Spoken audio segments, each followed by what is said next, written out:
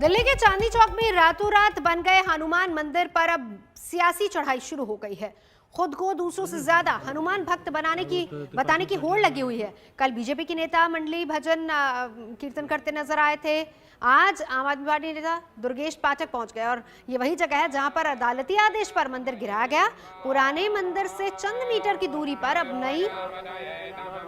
नया मंदिर बन गया है, मूर्ति विराजमान हो गई है। तस्वीरें,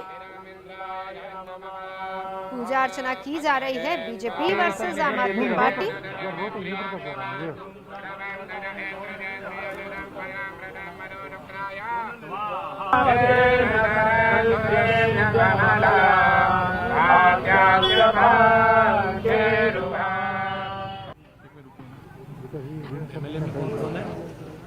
एक ही है और पार्टी आने वाले। चलेंगे सीधा, मेरे सहयोगी पंकज जैन इस वक्त हमारे साथ जुड़ चुके हैं। पंकज, कल बीजेपी की बारी थी, आज आम आदमी पार्टी की बारी है कि बड़ा भक्त कौन, हनुमान भक्त बड़ा कौन, बीजेपी या आम आदमी पार्टी? बिल्कुल, और हम आपको सीधे यहाँ की तस्वीरें दिखाते हैं क्योंकि जिस अंदाज में अब यहाँ पर राजनीतिक दलों के पहुंचने का सिलसिला शुरू हुआ है वो बेहद ही हैरान करने वाला है।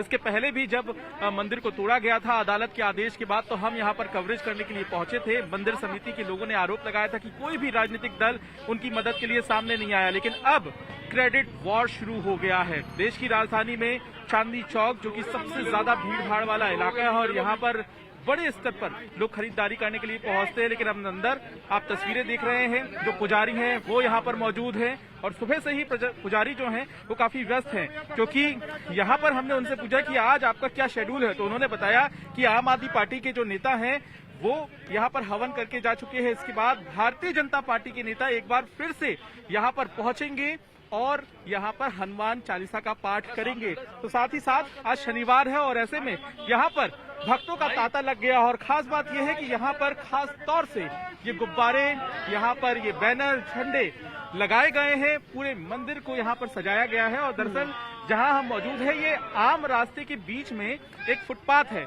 इस फुटपाथ पर ये मंदिर इस वक्त बनाया गया है। और ये जो आप टेंट देख रहे हैं नवजोत, इस वक्त तस्वीरों में, ये मंदिर की पुरानी जगह है जहां पर ये मूर्ति स्थापित थी। और साथ ही साथ पुलिस की चौकसी भी आपको दिखा देते हैं, क्योंकि राजनीतिक दलों का आना जाना यहाँ पर लगा हुआ है, लगातार यहाँ पर नारे लगाए जा रहे हैं। तो ऐसे में पुलिस की जो व्यवस्था है वो भी यहाँ पर देखने के लिए मिल रही है। तो यहाँ पर अब आम आदमी पार्टी की शिफ्ट खत्म हो गई है, भारतीय जनता पार्टी की शिफ्ट शुरू होने वाली है मंदिर के सामने और वो यहाँ दिन भर हनुमान चालीसा का पाठ करेंगे। नवजोत, कहने को तो आस्था का मंदिर है, लेकिन देखिए किस तरीके से सियासी अखाड़ा बना हुआ है, वो भी तस्वीर हम साथ ही साथ देख रहे हैं। बिल्कुल, हम आपको दिखाते हैं यहाँ पर तैयारियां हो गई हैं और जैसी हमें जानकारी मिली है मंदिर की तरफ से, यहाँ पर भारतीय जनता पार्टी के भी कई नेता इस वक्त मौजूद है और साथ ही साथ यहाँ पर दिल्ली प्रदेश के जो अध्यक्ष है आदेश गुप्ता, उनके अलावा ये पूरा इलाका जो है नवजोत वो उत्तरी दिल्ली नगर निगम के भीतर आता है। तो ऐसी स्थिति में यहाँ पर जो मेयर हैं जयप्रकाश, वो भी पहुंच रहे हैं। जानकारी ये भी मिल रही थी कि यहाँ पर जो सांसद हैं चांदनी चौक से वो भी पहुंच सकते हैं। यहाँ पर कौन कौन से नेता आने वाले हैं, क्या जानकारी है भाजपा के? यहाँ सब हनुमान भक्त आने वाले हैं, कोई नेता हो, चाहे व्यापारी हो, चाहे सामाजिक कार्यकर्ता हो, सबको आमंत्रण दिया हमने। हाँ। सभी राजनीतिक पार्टी के लोग आ रहे हैं सुबह से, क्षेत्रीय विधायक, जनप्रतिनिधि सब होके गए हैं, अभी भी आएंगे, सांसद भी आएंगे, मंत्री भी आएंगे, क्योंकि स्वयं हनुमान जी प्रकट हुए हैं। ये जैसे रामायण में लक्ष्मण जी मूर्छित हो गए थे कुछ समय के लिए, तो ऐसे हनुमान जी मूर्छित हो गए थे और दोबारा से प्रकट हुए। बिल्कुल, मैं लौटती हूँ पंकज आपके पास लौटती हूँ। मेरे सहयोगी पंकज लगातार वहां से हमारे साथ मौजूद है, लेकिन इस बीच सियासत कैसे गरमाई हुई है, जरा वो भी सुनिए। बली हनुमान के भक्तों ने, संकट मोचन हनुमान के भक्तों ने ये मंदिर बनाया है और जो भी इसके पीछे रीजन रहा सबको सद्बुद्धि दे भगवान। मैं तो यहाँ पे हम सब लोग प्रार्थना करने आए हैं, प्रभु वचन का प्रार्थना करने आए हैं कि जितने संकट हैं इस देश के अंदर, इस दुनिया के अंदर, कोरोना के समय में लोगों की नौकरियां गई हैं, लोगों को स्वास्थ्य हानि हुई है, प्रभु बजरंग बली सबको अच्छा करें, सबको बेहतर करें, यही प्रार्थना करने हम सब लोग आए हुए यहाँ पे। उन्होंने मंदिर बनाया, मेरी आस्था है यहाँ पे, मैं आ गया आज पूजा करने के लिए। टेक्निकल चीजें तो भगवान जाने, प्रभु की इच्छा थी तो मंदिर बन गया, वरना मनुष्य में क्या इच्छा है। इसके अलावा कोर्ट ने कहा था कि ट्रैफिक वाली जो जगह होंगी जहां आवाजाही हो, दो बातें बहुत महत्वपूर्ण हैं कि दिल्ली सरकार हनुमान जी के मंदिर को या मंदिर को तोड़ने में जितनी जल्दी दिखाती है, क्या उसके शिफ्टिंग में या उसकी कुछ योजना बना करके सबकी भावनाएं भी रहें, सुंदरीकरण भी हो जाए, इसमें रुचि नहीं दिखा सकती है। ये चिंताजनक है। अब नागरिकों ने हनुमान जी का मंदिर सुने आज फिर से स्थापित कर लिया। मैंने पता किया तो पता चला वो ऐसी जगह पे है जहां से यातायात को कोई बाधा नहीं है। लेकिन आखिर नागरिक इतने उद्वेलित क्यों हुए? आखिर सरकार कुचल के कैसे जा सकती है किसी धार्मिक भावना को? किसी की भी धार्मिक भावना कुचली नहीं जानी चाहिए। तो ऐसी स्थिति में जो भी हुआ है, मैं समझता हूं अगर यातायात को बाधा नहीं तो स्वीकार होना चाहिए।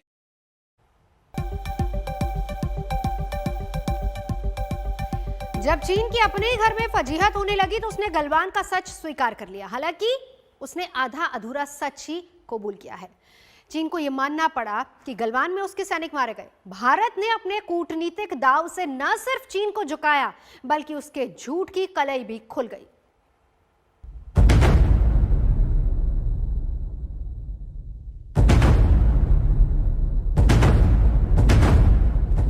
गलवान पर चीनी झूठ के चीथड़े उड़ाने वाला वीडियो। गलवान पर चीन के दावे का दम निकालने वाला वीडियो। चीन को अपने ही बनाए जाल में फंसाने वाला सबूत। 8 महीने बाद गलवान पर चीन का आधा अधूरा कबूलनामा। जिसने भी अपने देश की संप्रभुता और सुरक्षा के लिए बलिदान दिया है, अपनी जान दी है, उनको देश हमेशा याद रखेगा। जो सीधे तरीके से मान ले वो चीन तो हो ही नहीं सकता। गलवान पर चीन दुनिया की आंखों में धूल झोंकता रहा, सच दबाए रहा, दिखावा करता रहा कि उसकी सेना को तो कुछ हुआ ही नहीं है। लेकिन जब घर में ही आक्रोश की आग भड़की तो चीन की अकल ठिकाने आ गई। पहली बार चीन ने माना कि गलवान में उसके 4 जवान मारे गए, यानी पूरा सच तो चीन भी निगल गया। सिर्फ 4 जवानों के मारे जाने का सच कबूल कर चीन ने अपने ही घर में किरकिरी से बचने की नाकाम कोशिश की है, क्योंकि पूरा सच तो पूरी दुनिया को मालूम है। भारत संसद से दुनिया को संदेश दे चुका है कि गलवान में चीन का गौरव कैसे चूर चूर हुआ। 2020 के दौरान ईस्टर्न लद्दाख की सीमा के समीप भारी संख्या में शस्त्र बल तथा गोला बारूद आदि इकट्ठा कर लिया गया था। चीन द्वारा येलेसी के आसपास कई बार ट्रांसग्रेशन का भी प्रयास किया गया था। हमारी सशस्त्र सेनाओं ने उन सभी प्रयासों के दृष्टिगत उपयुक्त जवाबी कार्रवाई की थी। तो जब चीन भारत की कूटनीतिक घेराबंदी में फंस गया तो यह नया वीडियो जारी किया गया, एक और झूठ फैलाने के मकसद से कि गलवान की हिंसक झड़प में चीन हावी रहा। आज तक इस वीडियो की पुष्टि नहीं करता, लेकिन आप चीन के विदेश मंत्रालय की प्रवक्ता का बयान सुनिए तो आपको सारा माजरा समझ आ जाएगा। पीएलए दिल्ली ने अपनी रिपोर्ट पेश की है जिसमें घटना के बारे में सच सामने आया है। मुझे लगता है कि ये ठीक है, इससे घटना के बारे में लोगों के सामने सच और सही बात सामने आएगी और देश के लिए बलिदान देने वालों के लिए ये सच्ची श्रद्धांजलि है। यानी कि चीनी सैनिकों के मारे जाने की खबर पर कुंडली मारकर बैठा चीन अब शहादत का डंका पीट रहा है, दुनिया को सैनिकों की दिलेरी बता रहा है और अपनी ही आवाम को हकीकत बताने का नाटक कर रहा है। उसे ये सब इसीलिए करना पड़ा क्योंकि गलवान में मारे गए चीनी जवानों के परिजन अपनी ही सेना से नाराज थे। परिजन गुस्से में थे कि पीएलए ने अपने ही जवानों का अपमान किया है। उनकी नाराजगी इसीलिए भी थी कि भारत ने अपने शहीदों का पूरा सम्मान किया। चीन का झूठ भी बेपर्दा हो रहा था। रूसी एजेंसी ने बता दिया कि गलवान में कितने चीनी सैनिक मारे गए। चाइना साफ तौर पे जानता है कि आज के माहौल में सच को छुपाया नहीं जा सकता beyond a point of time. ऐसे में चाइना को साफ तौर पर नजर आ रहा था कि अभी समय आ गया है कि वास्तव में कबूल करे कि उसके कुछ सैनिक मारे गए। और कल ग्लोबल टाइम्स ने रिपोर्ट किया कि उसके 5 एक रेजिमेंटल कमांडर और 4 सैनिक मारे गए और उनको उन्होंने मिलिट्री ऑनर्स दिए। अपने शहीदों को सेरेमोनियल ब्यूरियल दिए, सेरेमोनियल सेंड ऑफ दिए, बल्कि उनकी बहादुरी को रिकॉग्नाइज करते हुए उन्हें पदक भी दिए। इसी की नकल करते हुए चीन ने अब यह फैसला किया है कि वो उनके जो सैनिक वहां पर गलवान में मारे गए थे उनमें से चंद को रिकॉग्नाइज करेगी। चीन ने एक बार फिर से अपनी फितरत दिखाई, लेकिन इस बार वो अपने ही फंदे में फंसता चला गया और बेनकाब हुआ। लद्दाख से गौरव सावंत और अभिषेक भल्ला के साथ आज तक ब्यूरो। तो गलवान में चीन की सारी हेकड़ी निकल गई है। बड़ी खबर आपको ये बता दें कि लॉर्ड के जिन फिर से बातचीत पर ही आ गया। 10वें दौर की बातचीत हो रही है। कमांडर स्तर की 10वीं बैठक है। चीनी इलाके वाले मोल्डो में ये बैठक शुरू हो गई है। इस बीच 3 अहम इलाके जहां से अभी डिसएंगेजमेंट नहीं हुआ है, उन्हीं 3 इलाकों पर बातचीत होनी है। 3 इलाकों में आगे की डिसएंगेजमेंट की प्रक्रिया किस तरीके से होगी, उस पर आज की बैठक में चर्चा होगी। देपसांग में पेट्रोलिंग पर जोर देगा भारत। इसके अलावा तमाम वो इलाके जहां जहां से चीनी सेना को हटना है, भारत ने साफ कह दिया है कि चीनी सेना के हटने के बाद पहले वहां पर पेट्रोलिंग की जाएगी, इसको सुनिश्चित किया जाएगा। अगर इलाका खाली है तो अगला कदम आगे बढ़ाया जाएगा।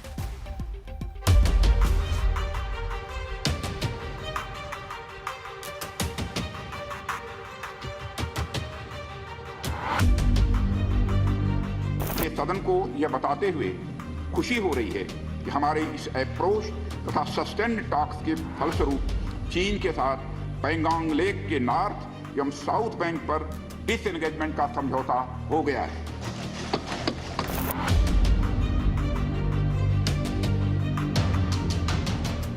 गलवान में चीन की सारी हेकड़ी हवा हो गई।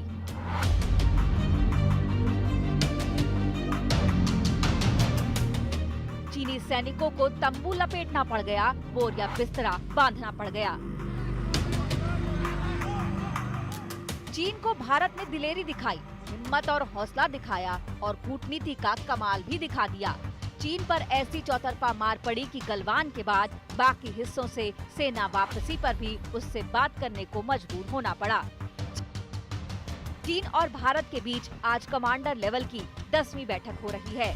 बैठक में देपसांग, गोगरा और हॉट स्प्रिंग से चीनी सेना को पीछे हटाने पर बात होगी।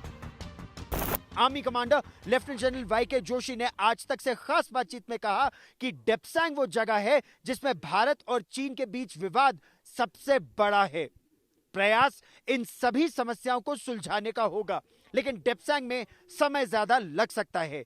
एक बात तो तय है कि भारत और चीन की सेनाएं डेप्सांग में आमने सामने उस तरह से नहीं है जिस तरह से वो साउथ पेंगोंगसो में थी, इसीलिए तनाव की स्थिति कम है। 2020 में चीनी सेना ने पूर्वी लद्दाख में गलवान घाटी, हॉट स्प्रिंग्स, गोगरा पोस्ट और पेंगोंग झील के किनारों पर अतिक्रमण किया था, लेकिन देपसांग में चीनी सेना 2013 से आकर बैठी हुई है। यहाँ चीनी सेना ने LAC पर कई किलोमीटर अंदर तक भारतीय जमीन पर घुसपैठ की हुई है। जब हमने कार्रवाई की 29-30 अगस्त को, वो एक टर्निंग पॉइंट था, क्योंकि जब हमने जो लीवरेज हासिल किया, हम उसके पूरे जो उसके गैरिसन्स हैं, मोल्डो गैरिसन है, उसको हम डोमिनेट कर रहे थे और वो फिर उसके बाद बैकफुट पे हो गया और इसी वजह से वो दोबारा नेगोशिएटिंग टेबल के ऊपर आया और फिर उसने नेगोशिएटिंग जब हमने की आखिरी 3 फ्लैग मीटिंग में, जो कि 29-30 अगस्त के बाद हुई हैं, 7वीं, 8वीं और 9वीं, उसमें फिर वो कोशिश कर रहा था कि कुछ उसको फेस सेविंग मिले, लेकिन हमारा जो बॉटम लाइन था, जो एब्सोल्युटली क्लियर हमारे जो एम था कि हमने स्टेटस को एंटी अप्रैल 22 अचीव करना है, उससे कम हम किसी भी चीज़ को नहीं मानते। पूर्वी लद्दाख के बाद देपसांग पर अब वो सेक्टर बन गया है जहां दोनों देशों की सबसे ज्यादा सैन्य तैनाती है, जहां दोनों देशों के टैंक रेजिमेंट और आर्टिलरी आमने सामने है। लेकिन अब सही वक्त है जब चीनी सेना को देपसांग में भी पीछे हटने पर मजबूर किया जा सकता है। लेह लद्दाख से गौरव सावंत के साथ आज तक ब्यूरो।